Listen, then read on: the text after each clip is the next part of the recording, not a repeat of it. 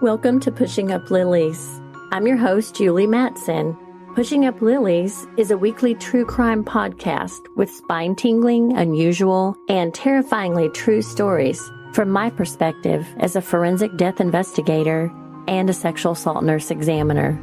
Do I have some stories for you? Are you ready? Hey there, guys. I hope everyone's having an amazing week. I know that we've been pretty busy at the medical examiner's office. It feels like I've had a case every day that I've gone in. And then, of course, we're always getting hospice calls, and those are pretty much nonstop. And it seems like, I know that you nurses out there will know that it seems like most people die at shift change, right? And my shift starts at like 5 in the morning, and right between like 5 and 8, we just get a ton of hospice calls and a ton of inpatient hospital calls. It just feels like patients know no one's watching them and know that no one's paying attention because we're busy trying to change shifts. And that has just always been a nurse thing. We just kind of know a lot of people die during shift change. There's busier times that we get calls because of that, which is really weird, but it still seems to be the statistic. Anyway, when my shift starts at 5, I don't have to get up. I can stay home and stay in bed, which is nice, but it seems like at 5:01 every day my phone rings. I wish I could say that I wasn't very busy, but unfortunately that's part of the job. And I want to give a shout out to my nurses in the OR at Med City Denton.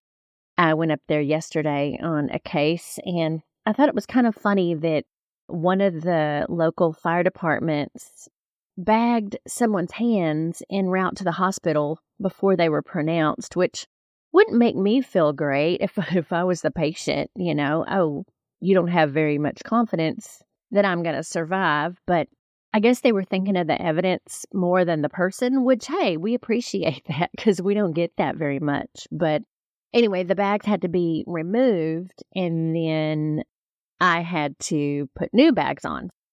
It ended up that it could have destroyed evidence in the long run. It's just little things like that sometimes that we see that, we try to correct and we try to educate. But bag of the hand is something that we do as the medical examiner. The best thing that someone could do on scene is just not touch them.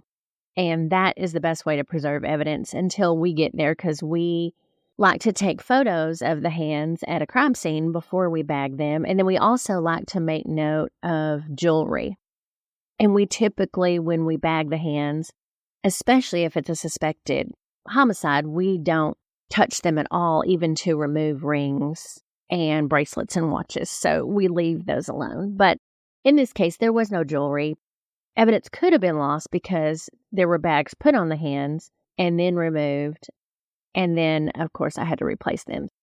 Just food for thought. But the nurses in the OR were amazing and helped me greatly yesterday. And we talked a lot about forensic nursing and opportunities. And I always love to educate because, again, there's so many nurses that don't even know about the opportunity.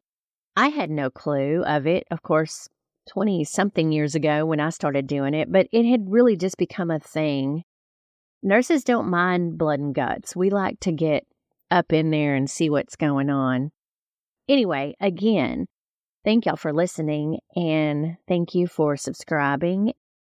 If you want more information on how to get into forensics, I'm always more than happy to help provide information. And don't forget that when I get on my YouTube channel, Brains, Body Bags, and Bedside Manner, we'll be talking a lot about that. And if you join my Patreon, you can actually take part in online conversations, which would be really cool if you're interested in the career field, because you can talk face-to-face with me and ask me all kinds of questions. I'm headed into work this morning, so hoping for a super slow day, knock on wood. We always hope for that, but unfortunately, we don't always get what we want. But this week, I want to talk to y'all about the story of Sarah Harris, and this took place near Washington, D.C. in the summer of 2020. And I know that I hate going to the dentist. I don't know if everyone does. I used to work for a dentist. Fun fact, when I was in nursing school, well, it was before I started nursing school, I went to my dentist for just a routine checkup. And while I was in there, I was about to start nursing school. And I said, hey, why don't you give me a job doing chairside dental assisting? Of course, I was like kidding, but not kidding. You know how you do. So anyway, he said, start tomorrow. And I knew nothing, but he didn't want me to know anything. He wanted to train me the way he wanted me to do things and not the way someone else was doing them. So I did. I started the very next day. And it was funny because we didn't wear scrubs. We were required to wear dresses and heels. That was kind of weird, but that was way back when. 94? No, 93 or 2 or 3. That was way back then. Times have changed. Now we realize we're going to get gunk on us and we don't want to get it on our good clothes. But anyway, we wore dresses and we wore heels and we bebopped into the dental office every morning. And I was doing fillings and just doing a little bit of everything and didn't really like it. People's mouths are gross, but I did that through nursing school and it was great. I still don't like going to the dentist. Sarah went to have surgery to have her wisdom teeth removed. And who has had their wisdom teeth removed? I had mine removed when I was 19 because my dad told me that if I had it done before I got married, my insurance would pay 100%. And they were kind of starting to bother me. So he's like, just get it done. You won't have to pay for it after you get married. So I did. I made the appointment, and the same dentist I worked for is the one that removed them. And I can remember my soon-to-be sister-in-law went with me, and she came in the room just for emotional support, but she quickly left because when she heard the teeth being broken, she kind of started to turn pale and had to leave the room and go to the waiting room and wait there because she couldn't handle the sounds. But I was awake. He just gave me shots, to numb it. And so I wasn't knocked out, didn't have an IV or anything like that. I have to say the sound of your own teeth breaking is a little bit horrid, but nonetheless, I had all 4 removed at the same time. So it was quite an experience. No problems afterwards, which was good. But yeah, so I totally have lived that. And it was not the best experience in the world, but not the worst either. But anyway, Sarah Harris went to have her wisdom teeth removed, and she chose an oral surgeon named James Ryan. At the time, he was 50. He was in her hometown.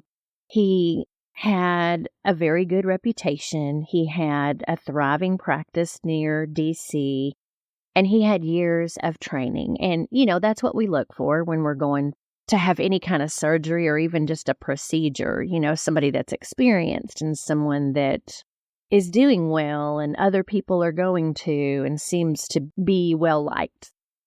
She thought this process out carefully. Later, we're going to bump ahead to January 26, 2022. Sarah could not be revived after being found unresponsive on the floor in the house that she shared with Ryan. The two had become romantically involved after her dental surgery. Ryan, the doctor, said that he went to bed at about 10:30 the night before and then woke up the next morning and found Sarah unresponsive. He told first responders that Sarah had been struggling with drugs and mental health issues, and he suspected that she had overdosed. But Sarah's mother, Tina Harris, had been suspicious of Ryan for quite some time.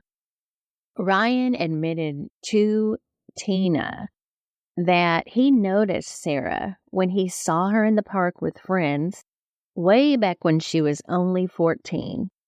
Okay, that's creepy. That's really creepy. When the two started dating years later, Ryan actually provided Sarah with access to drugs that would eventually kill her. Sarah's mom, Tina, said that Sarah did have a history of depression and anxiety. Twice in the previous 3 months, Tina had discovered Sarah with some drug vials and needles and noticed that her speech was slurred. There was definitely some concern with her. using drugs and medications from the dental practice. Sarah and Ryan claimed during those episodes when Tina discovered her having slurred speech that she was being hydrated and they were just keeping an eye on her, and asked Tina, Sarah's mom, not to call the police. But when Sarah was found, there were powerful surgical anesthetics found in her system. So, little about Sarah. When she was in school, she was a great student. She later became an aspiring model. She was even a beauty pageant winner, and she had a boyfriend in high school. But, jump forward after her dental procedure, Ryan came overtly interested in her, to the point that it almost sounds like it was annoying whenever I'm reading through. He began texting her. Okay, would y'all not freak out if your dentist started texting you on your private number after you had your wisdom teeth removed? He began texting her smiley face emojis. And then, in an effort to kind of lure her in, he offered her a job as an assistant. Now, Sarah was somewhat interested in a medical career, so she took the job. Kind of like me, Of course, my incident was nothing like this, but sometimes you're like, okay, I need to get used to sterile procedures. That's a good way to do it, really, is in the dental world, because it's very similar to the medical field. Sarah was working for Ryan, and that Christmas, he left her a diamond necklace in her locker. I never got a diamond necklace. What am I, chopped liver? But Ryan was divorced, and he had 3 grown children, and y'all, this is really weird. He had already had a baby with one of his employees, so he sounds super creepy. I mean, number one, if I'm a patient, don't text me smiley face emojis. He looks creepy too when I looked at his picture. But anyway, he'd already messed around with one of his employees, and she had his child. He sounds like somebody that you would want to stay really, really far away from. Tina's mom told her to put her foot down because Ryan was definitely after her. And she thought, as most parents would, this is inappropriate. This is not something that you should allow to happen, and you can stop it. And so you need to put your foot down. Well, in 2021, Sarah finally agreed to have a meal with Ryan. And so over the next few months, he showered her with trips and gifts and all kinds of attention. On some of the trips, he even paid for travel expenses for her family members. That is when it came out that he had actually noticed her at the age of 14. They were in Key West. Her mom and family were present. He was drunk, and he admitted that he first noticed Sarah when she was 14. So this was obviously long before she ever became a patient. He admitted that he saw her in the park with friends, and he thought she was pretty. Okay, creepy, because no, as a mom, and I'm sure that Tina's red flags went up, and it sounded like that she had continued to kind of warn Sarah about this guy. What creepy guy is going to tell your mom that he was watching you when you were 14 and thought you were pretty? There's another red flag, right? She worked at a local toy store probably shortly after that, probably not at that time because she was only 14, but he would take his kids into the toy store where she worked so he could see her. When he found out that she later had a waitressing job, he would go there to eat so he could get her as his server. Yeah, no, that's not cool. After Sarah's death, Tina, her mother, shared her concerns with the Montgomery County Police. She told them that Ryan had brought Sarah drugs that he removed from his office. She let him know, everything, I guess, that Ryan had told her. That is so creepy. And could you imagine, as a mom, you can kind of see something like this coming, but when your child's an adult, there's nothing that you can really do to stop it. In February of 2021, it seems that Sarah's sister, Rachel, actually uncovered some texts from Ryan. They were texts from Ryan to Sarah saying, I can give you an injection. The anxiety will be completely gone in 6 seconds. It will work. Let's try it. Now, in October of 2021, Sarah was asking Ryan via text if they had any ketamine at the house. And in November, there was a text that Sarah said she needed syringes. And then in December, she was asking him for propofol because Sarah needed to sleep. Now, we all know that propofol is what was used when Michael Jackson died, and ketamine is what was used when Matthew Perry died. So these are two very popular drugs, very common, and someone that's on them has to be monitored closely under the care of a physician and not under the care of their dentist boyfriend that they live with who thinks he can treat anxiety and depression with these medications. He basically created an addict that allowed him to control her. When you are half conscious all the time, you do whatever someone wants you to do, or you don't go wherever someone doesn't want you to go. In at least one case, Ryan actually administered the drugs to Sarah. Not only was he providing them and everything that she needed to give them to herself, there was a time when he actually gave them to her.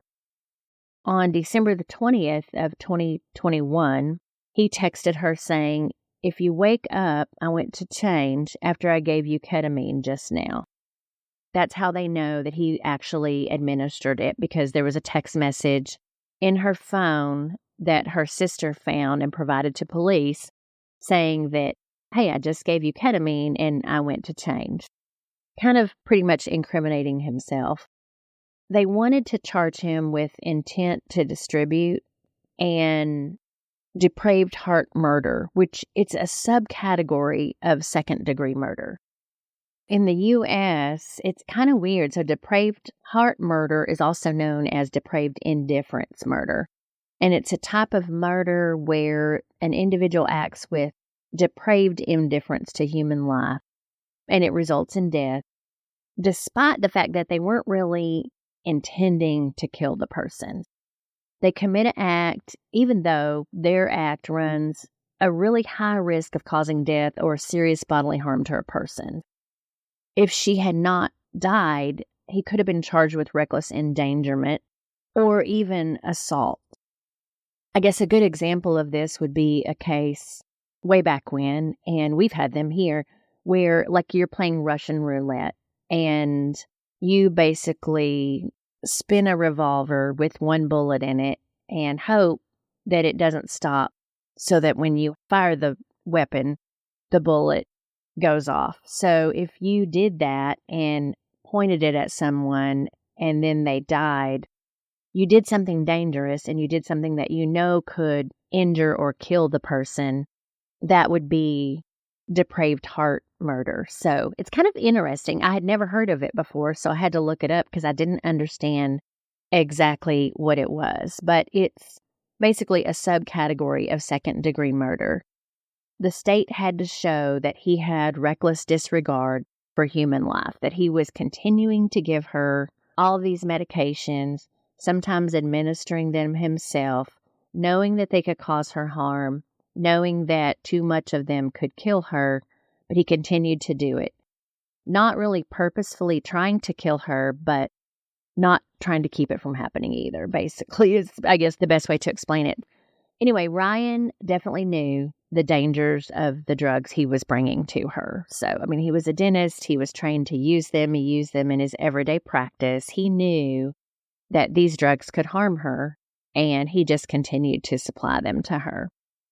The comments, which I thought this was not fair because this would, as a juror, really freak me out, but the comments about him noticing her at the age of 14 and going to the toy store where she was working and going to the restaurant where she waited tables never came up in trial. And then his defense claimed that he was only trying to help her through her battle with drugs and depression. It only took the jury less than 3 hours to reach a guilty verdict.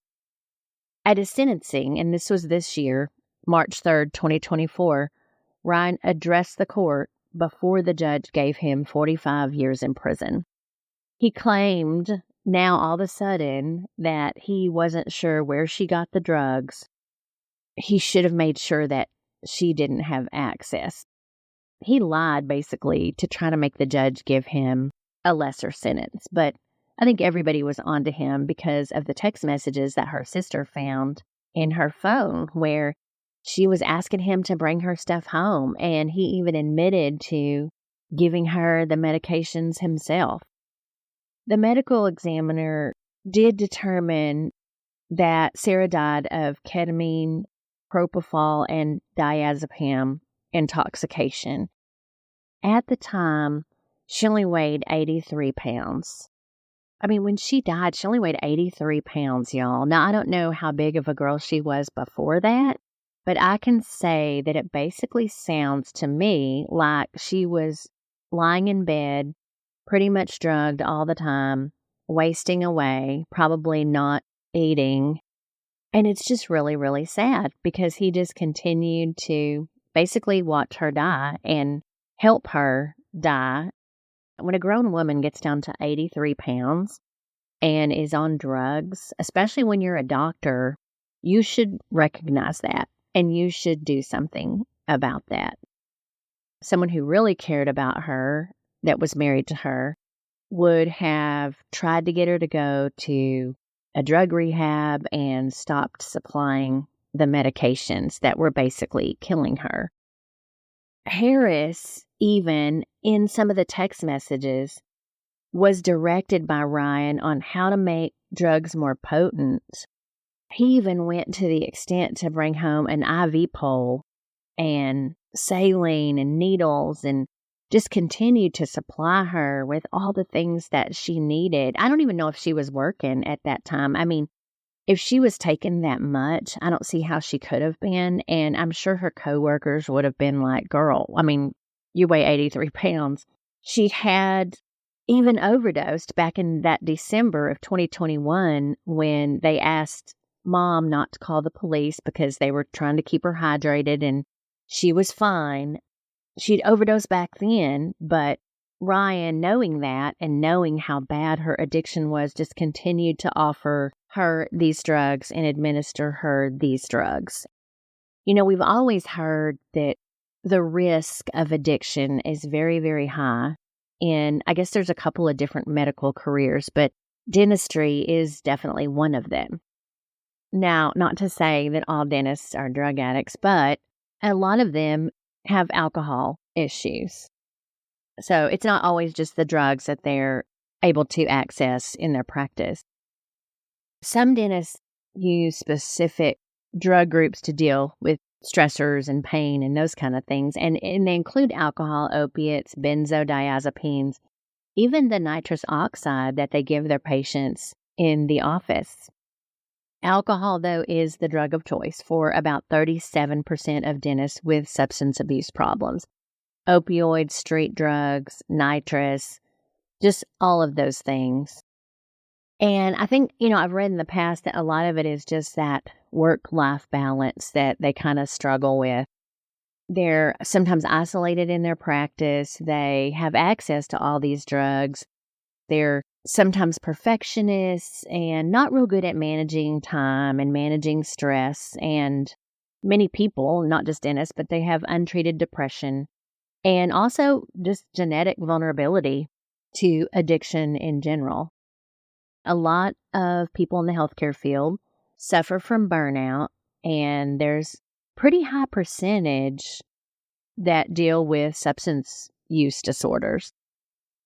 Just think every year about 300 to 400 physicians commit suicide, and dentists about 80 a year. So that's a lot when you think about it. I've always heard dental school was hard, and I've always thought, man, why would you put yourself through all of that and work so hard to get your degree and do what you supposedly love and then risk it all by taking drugs and medications? I mean, I've even known nurses in the hospital who have access to drugs and who have found unresponsive in the bathroom at work or unresponsive in the shower at work. And things have been put into place over the years that have tried to keep closer counts on medications so that no one has free access to them. But I mean, I've heard stories of nurses and other people, refilling a Demerol syringe with water after they injected it with themselves, putting it back in the medication machine so that someone will give it to a patient thinking it's Demerol and no one will even know that it was missing. And so that patient that got the basically saline is like, yeah, that Demerol didn't work, Nurses and doctors taking opioids out of the drug machines and giving patients who didn't know any better a Tylenol or something else completely. And they thought they were getting a pain pill, but strangely it doesn't work because the nurse took the pain pill. It's just that substance use disorder is very, very common among the medical field, and dentists are also a part of that. So choose your dentist wisely. No, it's a really sad story because it sounds like he was slightly infatuated with her. Weird coincidence that she ended up making an appointment to go in and have her wisdom teeth pulled by him. And then he took that opportunity to make his move and eventually got her to go out on a date. Eventually she was living with him. It just sounds creepy. It sounds creepy. Anyway, he got 45 years, so we don't have to worry about that anymore. But basically contributed to her death. Just another really sad story. I hope that the rest of the week is amazing for everyone. I am so sorry for all the hurricanes in Florida. I hate that everyone there is going through that. I don't know many people who live in that area. The ones that I know that live in Florida are safe and are not affected. I'm not going to say completely unaffected, but they haven't lost their homes. I don't know. I get worried when two hit back to back like this. Just like the fires in California. I mean, it's so devastating. I hate when stuff like that happens. And I feel like all of us want to help so much, but we know that there's really not a lot we can do. And I don't know about y'all, but I don't want to donate to a bunch of organizations because I don't know for sure that the right people are getting the money. So, I mean, everybody's saying, oh, I'm going to collect and donate. And I don't know. I just don't trust everybody. There's too many people that are in it for themselves. And I want to make sure that the money goes where it needs to go. I feel like the best way to help would be to go there and actually physically help. But I'm not going there now. Milton's on the way. So we'll hope for the best and pray for everyone there. And I hope that y'all have an amazing week. Don't forget to please share. I'm trying to get as many followers as I can on my YouTube channel, and then we'll get that up and running soon. Also, wanted to let y'all know, I have been chosen to compete in a contest called Fab Over 40. I was chosen to compete, and it is by votes. Voting starts on October 14th, so that would be Monday. If I win, I will actually get a vacation for two, $40,000, and will be on the cover of New Beauty magazine. I would very much appreciate your votes. You can vote by going to votefab40.com and vote for Julie Matson. And it basically supports the National Breast Cancer Foundation. Anyway, I would love to be on the cover, and there's some interview questions on the website that they ask me. Why do I love being over 40? What would I do with $40,000? And some photos. But if everyone would please go on and vote. Again, voting starts October 14th. Fab Over 40, vote for Julie Matson. I appreciate it very much. I love y'all. I hope you have a great week, and I will talk to you next week. Bye, y'all. Thank you so much for joining me today on Pushing Up Lilies.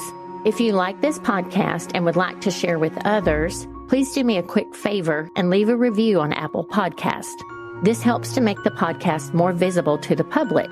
Thanks again for spending your time with me, and be sure to visit me at pushinguplilies.com for merchandise and past episodes.